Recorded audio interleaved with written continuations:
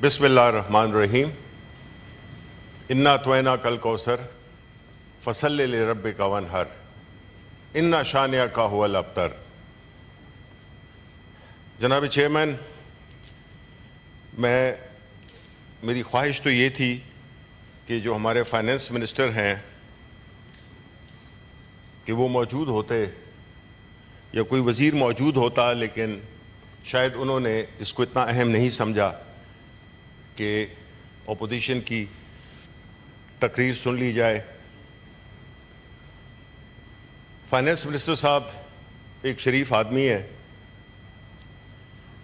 اور وہ banking sector سے تعلق رکھتے ہیں۔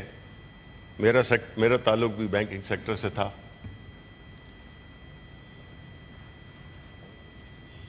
اچھے آدمی ہیں، لیکن انہوں نے جو فیصلہ کیا اس حکومت میں آنے کا، میرا خیال ہے یہ ان کی زندگی کا سب سے،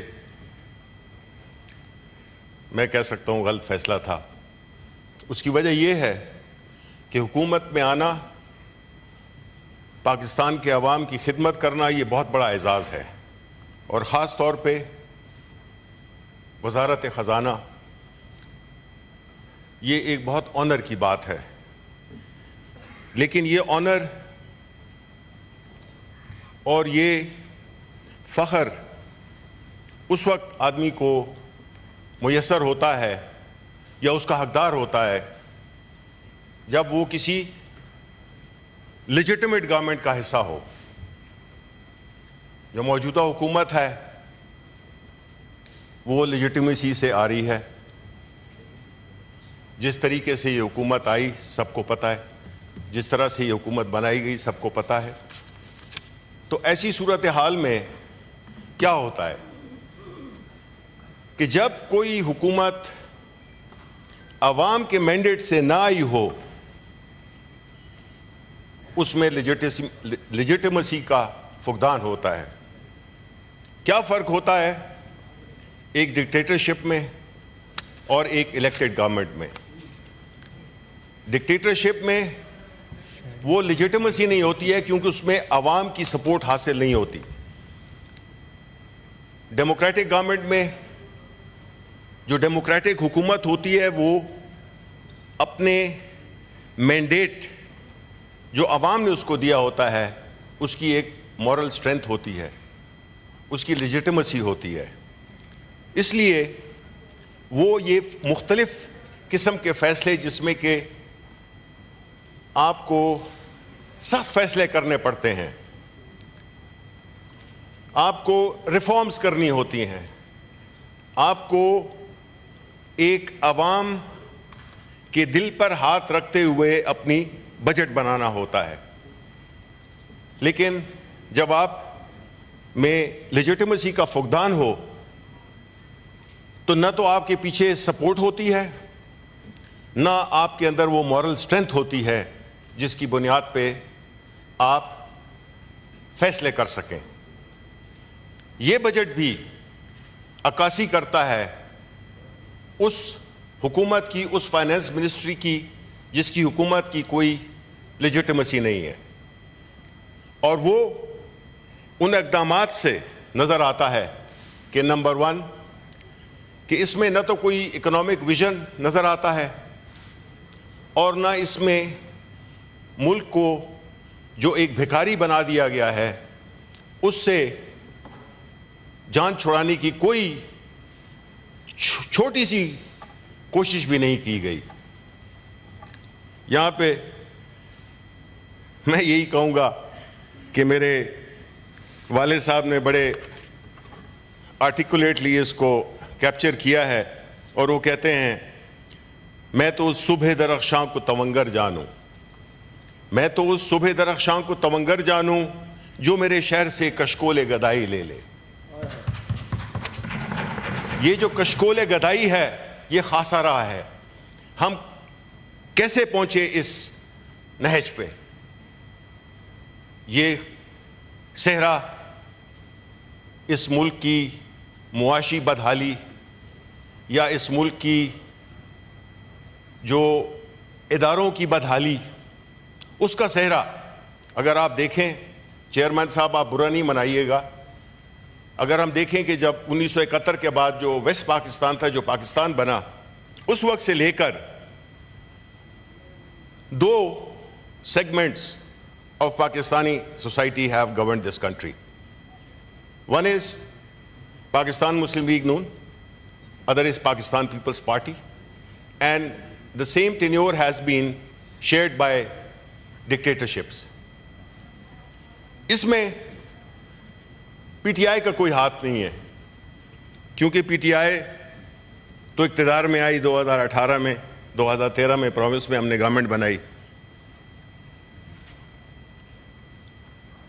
اگر ہم یہ دیکھیں کہ یہ جو سفر ہے پچھلے تقریباً 50 سال کا، اس سفر میں جو گاڑی جو تھی وہ کس کے ہاتھ میں تھی؟ وہ ان دو پولیٹیکل سائڈ پہ، یہ دو پولیٹیکل پارٹیز، باقی ان کے ساتھ جو بھی ان کے ہواری تھے، اور ڈکٹیٹرشپس کی. اب جو بجٹ پیش کیا گیا ہے اس میں ہم نے یہ دیکھا ہے کہ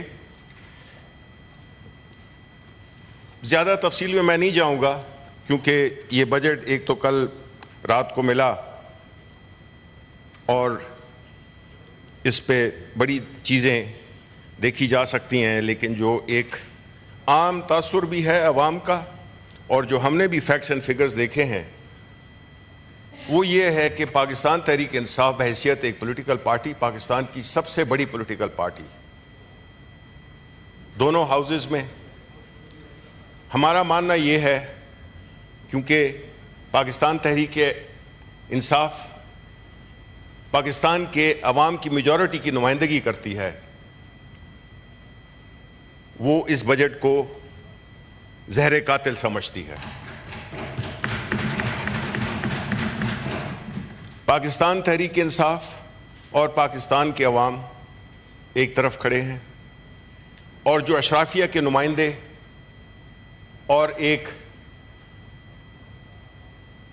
انلیجٹمیٹ حکومت میں بیٹھے ہوئے لوگ وہ دوسری طرف کھڑے ہیں. ظاہر ہے کہ ان کو احساس کیا ہوگا عوام کے جذبات کا. جو ٹیکسز لگائے گئے ہیں اس کو اگر آپ دیکھیں تو آپ کو نظر آئے گا کہ پاکستان کے جو سیلریڈ کلاس ہے ان پہ مزید ٹیکس لگا دیا گیا ہے. ایک طرف منیمم ویج کو بڑھا دیا گیا ہے، بہت اچھی بات ہے، لیکن وہ بھی اس میں بھی گزارا نہیں ہوتا کسی کا. اور جو ٹیکس میں لے آئے ہیں وہ جو 50,000 روپے کی تنخواہ ہے جس کی، اس کو بھی ٹیکس میں لے آئے ہیں.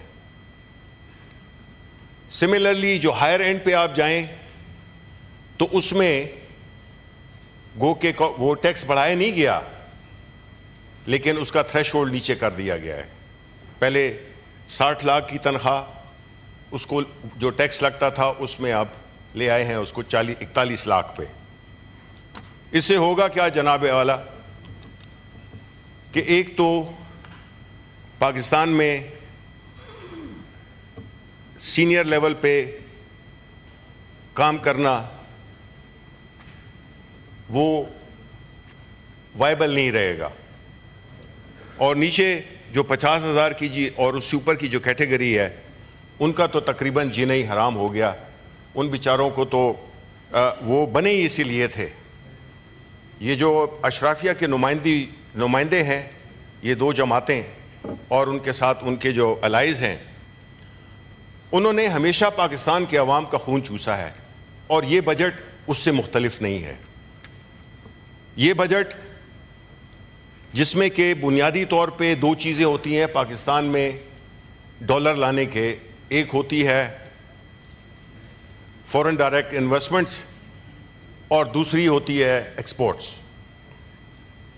ایکسپورٹس پہ بھی جو پہلے 1.25% کا ٹرن اوور ٹیکس تھا، اب اس کو بھی وہ نارمل ٹیکسیشن میں لے آئے ہیں.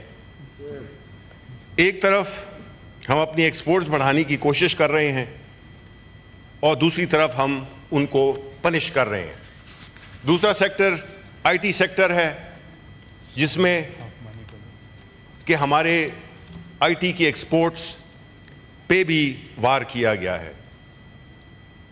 اس کے علاوہ اگر مارکیٹ میں آپ نے ڈاکیومنٹڈ اکانومی لانی ہے تو کیپٹل مارکیٹس اس کا ایک بڑا واضح ثبوت ہوتی ہیں کہ اس ملک میں کتنی ڈاکیومنٹڈ اکانومی ہے۔ گو کہ ہماری کیپٹل مارکیٹس کا سائز بہت چھوٹا ہے کمپیئر ٹو انڈیا۔